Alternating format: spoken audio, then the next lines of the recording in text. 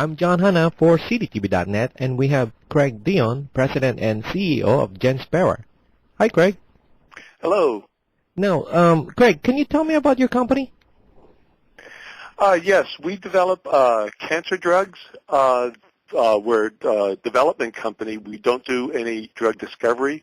We in-license the technology from various institutions and then develop them through phase 2 proof of concept clinical studies where at that point in time we plan to out-license or partner with large pharma for the further development and registration studies.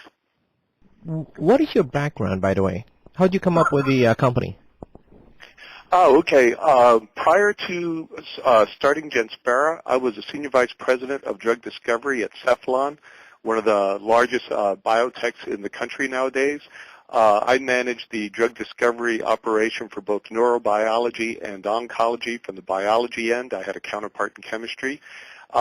During that time, my group put 4 drugs into man over a period of 6 years, all with large corporate partners.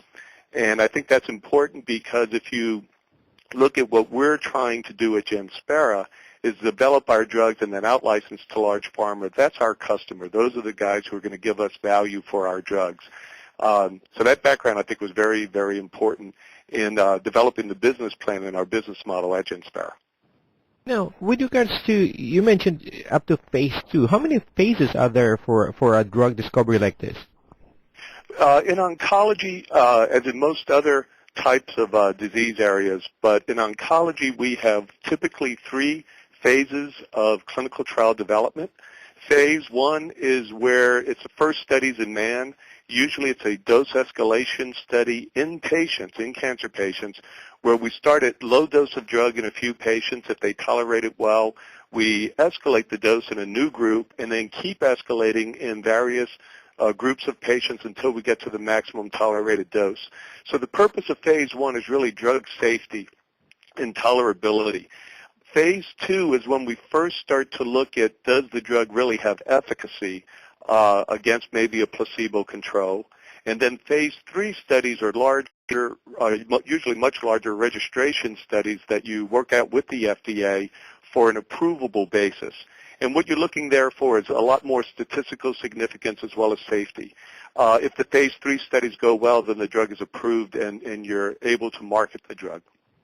A lot of talk about the drug product itself is that the main priority for protecting your investment is that whether or not you guys have the patent for your drug. Do you have the patent for your drug?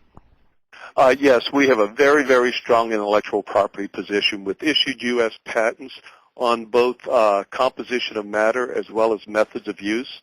And then we have a very strong and aggressive continuing patent prosecution program. And if you look at some of the more recently issued patents for us, extend our patent protection for our second drug out till 2026.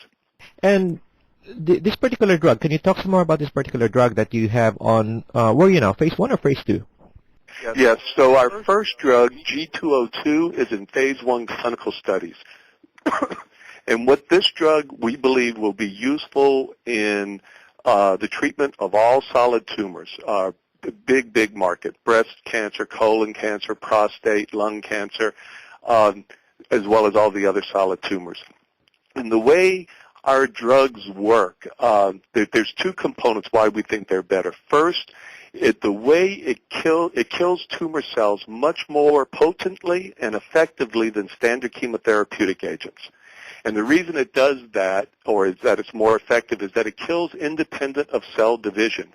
As you know, most chemotherapeutic agents kill cancer cells in the act of cell division. That's why you get the side effects that you're familiar with when the fast-growing cells of the body are being killed, like your gut or bone marrow or hair follicles.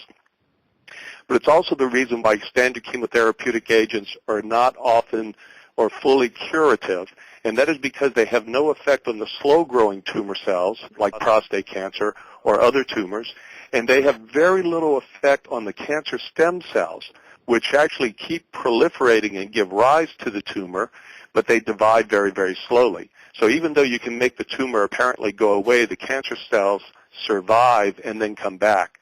While our drug will kill those fast-growing tumors, slow-growing tumors, and the cancer stem cells. So we believe it's going to be much more effective. And then the other component of our technology is we have the ability, or we've designed these drugs to be activated only within the tumor, thereby minimizing side effects and maximizing anti-tumor efficacy. Cancer is a big issue, definitely. If a company or someone can find a cure for cancer, then that's one less problem in the world.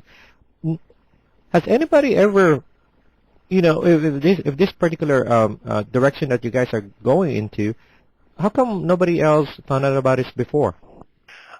Actually, that's a real good question, and it goes to a little bit more specifics about our technology.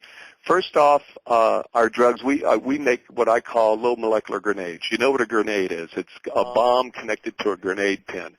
So we have a better bomb that I just described. We harvest it, or we isolate this drug from the seeds of a plant that grows in the Mediterranean. And it's a complicated chemical structure. So you really need to understand the chemistry, and that's non-obvious. We work, one of our, the co-inventors and one of our co-founders is the chemist who discovered this drug, Dr. Soren Christensen. So you need that expertise. The other component about the grenade is the grenade pin. And we designed this grenade pin that keeps the drug inactive until it gets into the tumor. This grenade pin is designed to be recognized and removed specifically by enzymes that are only within the tumor. So in order to design the right grenade pin, you need to have people who are expert in that biochemistry. And that's some scientists at Memorial Sloan Kettering as well as Johns Hopkins University. And then lastly, you have to have the dedication to do this work in animal models over a long period of iteration and optimization. And that was all done at Johns Hopkins University. So this was really, truly a multinational and very deliberate effort over a long period of time to do this work and show that it will work in animals. It couldn't be done cheaply and quickly in test tubes because it has to be very, very tightly regulated. And that's the process that we have. That was developed over a period of 15 years with over $15 million worth of research funding in this multinational group.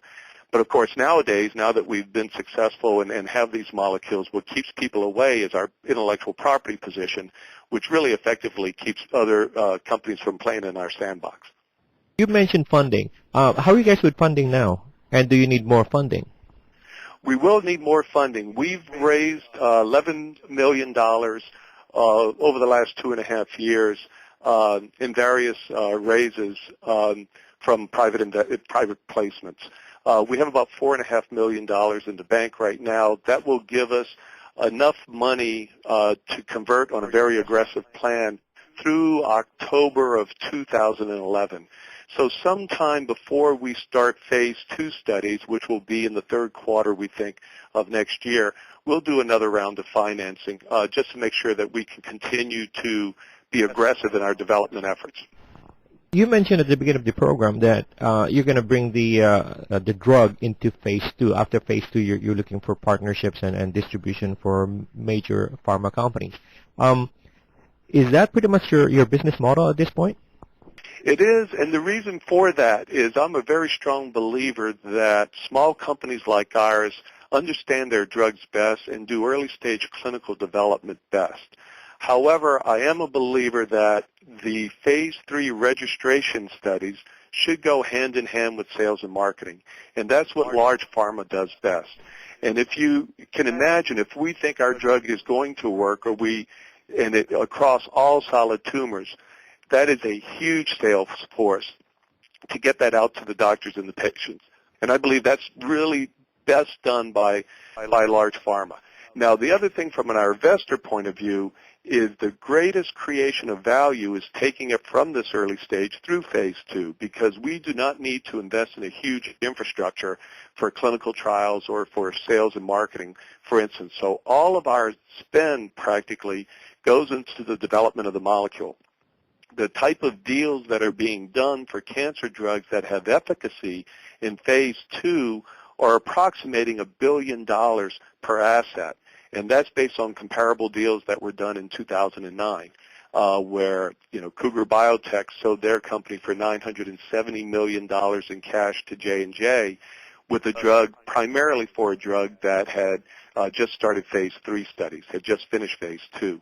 So there's tremendous value out there. Large pharma is willing to pay for molecules with demonstrated activity. And of course, Cougar's drug was only for prostate cancer. We believe ours will be useful across all solid tumors. Okay, now that we've touched on that issue, what other drugs do you have in the pipeline? G202 is our first drug that will be useful for all solid tumors, and we believe that will be marketed to medical oncologists who treat all solid tumors, basically. Our second drug is a very, very similar molecular grenade. The grenade pin is changed, and it's removed specifically by enzymes that reside in the prostate and in prostate cancer.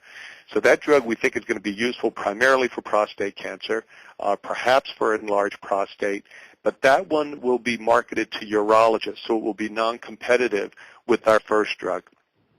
Behind that, we have a third drug that's in development. I don't think it's ready for prime time now. That is more of a backup for prostate cancer.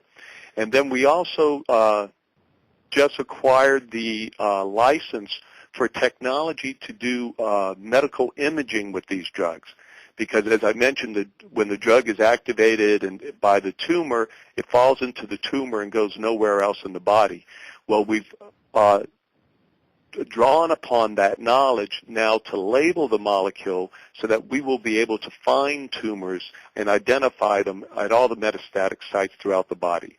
So that's an earlier stage program. We actually have lots of opportunities to develop that, and I would say we don't have a full development plan on that one yet.